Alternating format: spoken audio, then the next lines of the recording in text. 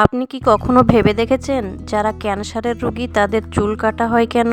আপনার মুখের জিহ্বার কারণে আপনি খাবারের টেস্ট পেয়ে থাকেন। একটি বাচ্চা যখন জন্ম হয় তখন তার শরীরে 0.7 রক্ত থাকে। এইসব বিষয় সম্পর্কে আজকের ভিডিওতে জানাতে চলেছি। ভিডিওটি শেষ পর্যন্ত দেখুন, অনেক কিছু জানতে পারবেন। নাম্বার 8, আপনি কি জানেন মানুষের মস্তিষ্ক 37% অংশ পানি দিয়ে তৈরি এবং পানি মানুষের দেহের জন্য খুবই গুরুত্বপূর্ণ।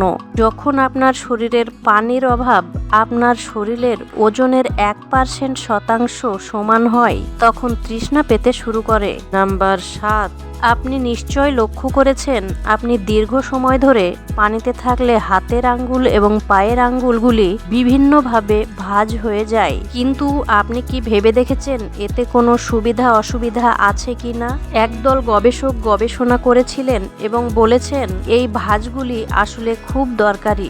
এই ভাঁজগুলি আমাদের কোনো কিছু ধরে রাখতে সাহায্য করে। এই হাতের এবং পায়ের ভাঁজ না থাকলে আমরা কোনো কিছু ধরে রাখতে পারতাম না। নাম্বার 6, আপনি কি জানেন যে আমাদের মস্তিষ্ক আমাদের শরীরের ওজনের প্রায় 2%, কিন্তু তবুও এটি 30% অক্সিজেন একাই গ্রহণ করে, কারণ আমাদের মস্তিষ্ক পুরো শরীর নিয়ন্ত্রণ করে। সেই কারণেই এটি বেশি অক্সিজেন ব্যবহার করে। নাম্বার 5, মানুষ এবং প্রাণীদের বেঁচে থাকার জন্য খাবার খাওয়া খুবই জরুরি, কিন্তু আপনি কি কখনো ভেবে দেখেছেন যে আমরা আমাদের জীবনে কতটা খাবার খাই?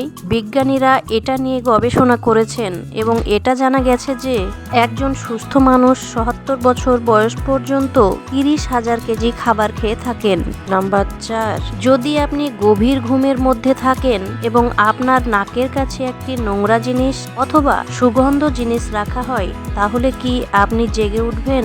একটি গবেষণায় দেখা গেছে ঘুমন্ত মানুষদের ঝাঁকিয়ে এবং আলো জ্বালিয়ে জাগানোর চেষ্টা করা হয়েছিল। তখন তারা সবাই উঠে যায়, কিন্তু যখন তাদের নাকের কাছে কিছু সুগন্ধ অথবা দুর্গন্ধ রেখে দেওয়া হয় তখন তাদের কেউই জেগে ওঠেনি। নাম্বার 3, আপনি কি কখনো ভেবে দেখেছেন যারা ক্যান্সারের রোগী তাদের চুল কাটা হয় কেন? তারা কিন্তু নিজে ইচ্ছা করে চুল কাটে না।